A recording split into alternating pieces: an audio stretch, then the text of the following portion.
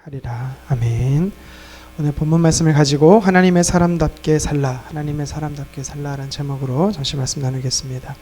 오늘 본문 7절에 보면 성경이 이렇게 표현하고 있습니다. 그들이 바람을 심고 광풍을 거둘 것이라. 심은 것이 줄기가 없으며 이삭은 열매를 맺지 못할 것이요 혹시 맺을지라도 이방 사람이 삼키리라. 여기서 보면 바람을 심고 광풍을 거둔다, 이런 말씀을 보면서 느끼는 것이 있습니다. 매일 호세아서를 묵상하면서 호세아 선지자는 참으로 감정이 풍부한 사람이다라는 생각을 보게 됩니다.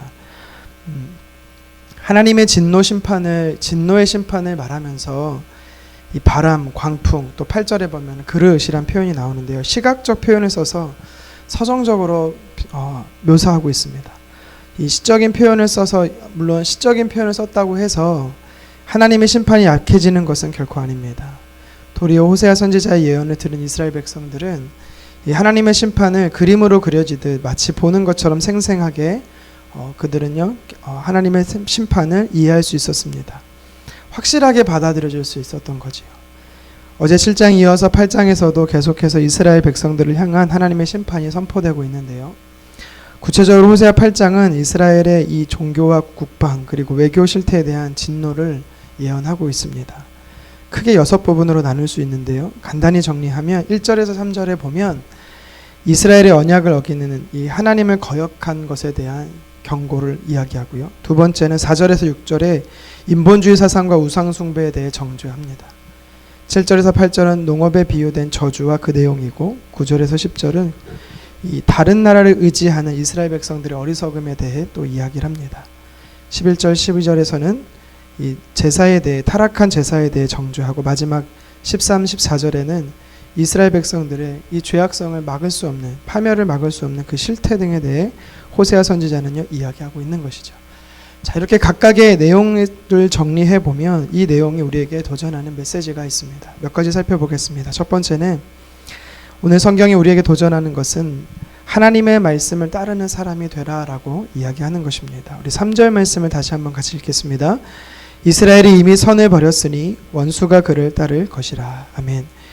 이 호세아 선지자는요 이스라엘 백성들을 향해서 선을 버렸다라고 말합니다. 여기서 말하는 선은 하나님께서 보시기에 선하고 아름답다라고 여기시는 모든 것을 총괄하는 포괄적인 단어입니다. 1, 2절에서 보면서 우리가 1, 2절을 통해서 보면 이 선의 근원이 되시는 이 하나님의 말씀, 이스라엘에게 부여하신 하나님의 말씀들, 이 약속의 말씀들, 언약들에 대해 이스라엘 백성들은요 그것을 팽개치는 것을 보게 됩니다. 하나님의 뜻을 쫓는 것이 아니라 하나님을 떠난 허탄한 우상에게 복을 구하고 숭배합니다. 또 하나님의 율법을 지키기보다 세상의 가치관을 따라가는 것이지요. 그래서 결과는 뭐냐면 그들이 쫓게 되는 원수를 따라 그들의 뒤를 원수가 따르는데 바로 이스라엘 멸망을 시키는 아수르가 그들의 삶의 결과로 주어지는 것을 보게 됩니다. 하나님이 베푸신 선을 내팽개치니 하나님의 은혜와 축복에서 멀어진 결과를 오늘 성경에서 우리는 보게 되는 것이지요. 오늘날 저와 여러분들도 하나님의 선을 버리고 악을 따라 살아가게 되면 제2의 제3의 아수르 군대가 우리를 뒤따르게 될 것을 성경은 우리에게 이야기하는 것입니다. 다시 말해 우리가 하나님께서 기뻐하시는 선을 따라 살지 않는다면 우리도 역시 이스라엘 백성들처럼 결국 대적이 뒤따르는 삶, 원수의 손에 붙잡힌 삶을 살게 된다라는 것이죠. 사무엘상 15절에 보면은 이 사울 왕은 자신에게 유익한 하나님의 말씀을 저버리게 됩니다. 하나님이 아말렉 족속을 모두 진멸하라고 이야기하십니다. 그런데 그들이 어떻게 합니까? 하나님의 명령을요 가볍게 여기죠. 그가 하나님의 명령을 가볍게 여깁니다. 사람의 눈에, 자기의 눈에 보기 좋은 전리품을 취하는 것을 보게 됩니다. 하나님의 약속을 내팽개친 거죠. 하나님께서 기뻐하시는 선을 선택하지 않은 것입니다. 그 결과로 인해서 사울 왕은요 하나님으로부터 오는 모든 좋은 것을 잃어버리게 됩니다. 마지막까지 그는 불행하고 고통스러운 삶을 살게 됩니다. 사울 왕이 하나님의 말씀을 버렸음으로 인해 사무엘 선지자는 결국 하나님이 사울 왕을 버렸음을 선언하게 되는 것입니다. 사울 왕을 통해 보면서요 그리고 오늘 본문의 호세아 선지자의 심판의 예언에서도 분명하게 이야기하는 것이 있습니다. 하나님의 사람들은 하나님의 말씀을 따라 살아야 한다라는 것이죠. 하나님의 말씀을 따라 살 때만이 하나님께서 우리에게 약속하신 은혜를 누릴 뿐만 아니라 우리는 하나님의 약속의 말씀을 따르는 삶을 살 때만이 사단을 대적하며 악을 멀리하는 삶을 살 수 있게 되는 것입니다. 그래서 오늘 하루도 저와 여러분들은 하나님을 기쁘시게 하는 선, 즉 다시 말해 하나님의 말씀을 따라 사는 삶, 하나님의 사람 되기를 간절히 소망합니다. 계속해서 오늘 본문이 우리에게 도전하는 말씀은 우리가 하나님을 따르는 사람이 되기, 하나님의 사람답게 살기 위해서는 하나님을 존중히 여기는 사람이 되라라고 이야기합니다. 우리 본문 4절 말씀 같이 한번 읽겠습니다. 그들이 왕들을 세웠으나 내게서 난 것이 아니며 그들이 지도자들을 세웠으나 내가 모르는 바이며 그들이 또 그 은금으로 자기를 위하여 우상을 만들었으나 결국은 파괴되고 말리라. 아멘. 지금 호세아 선지자는 무엇을 이야기하는 겁니까? 이스라엘 백성들이 왕을 세웠습니다. 지도자를 세웠습니다. 그런데 하나님은요 모르는 사람이라 라고 말하죠. 구약에서 보면 하나님께서 기름 부어 세우는 세 부류의 사람들이 있습니다. 누구냐면 제사장이고 선지자고 그리고 마지막으로 왕입니다. 다시 말해서 왕은 하나님이 세우는 사람이라는 거죠. 그런데 오늘 성경에 보면 하나님이 세운 사람이 아니라 사람들이 세우는 왕이 지금 북이스라엘의 왕으로 세워지고 있다라는 것입니다. 한마디로 말하면 하나님을 이스라엘 백성들이 무시했다라는 겁니다. 존중하지 않았다라는 거죠. 4절 하반절에 보면 자기들을 위해서 우상을 숭배하는 것도 볼 수가 있습니다. 하나님이 가증히 여기는 것만 골라 하는 것이죠. 제가 가정에서 아이들에게 정말 화날 때가 있습니다. 그것이 그때가 언제냐면 말하고 또 말하고 재차 이야기하지만 아이들이 그것을 듣지 않을 때죠. 분주하게 집중해서 뭔가를 해서가 아닙니다. 단순히 자기가 하고 있는 것 때문에 부모가 이야기하고 있는 것을 듣지 않을 때, 그때 제가 어떤 생각을 하냐면 이놈들은, 우리 아이들은 여자니까 인연들은 그러면 안 되겠죠. 이 아이들은 나를 무시하나 생각이 드는 것입니다. 그 부모를 무시한다는 생각이 드는 거죠. 사람이라고만 그렇겠습니까? 하나님도 마찬가지 아닐까요? 하나님을 무시하는 인간들의 모습을 보실 때 하나님께서 어떤 마음이 되실까요? 사무엘상 2장 30절 하반절에 보면 하나님께서 이렇게 말씀하십니다. 나를 존중히 여기는 자를 내가 존중히 여기고 나를 멸시하는 자를 내가 경멸하리라. 아멘. 하나님께서는요, 하나님을 존중히 여기는 자를 존중히 여기십니다. 그런데 이스라엘 백성들이 과연 하나님을 존중히 여기는 태도일까요? 결코 아니죠. 도리어 그들의 모습은 하나님을 멸시하는 것입니다. 하나님을 멸시하는 자는 결과는요, 하나님이 경멸하신다라고 했습니다. 북이스라엘의 19명의 왕들이 통치하는 가운데 무려 8번의 반역이 일어납니다. 피 흘린 자들이 또다시 피 흘림을 당하는 연속입니다.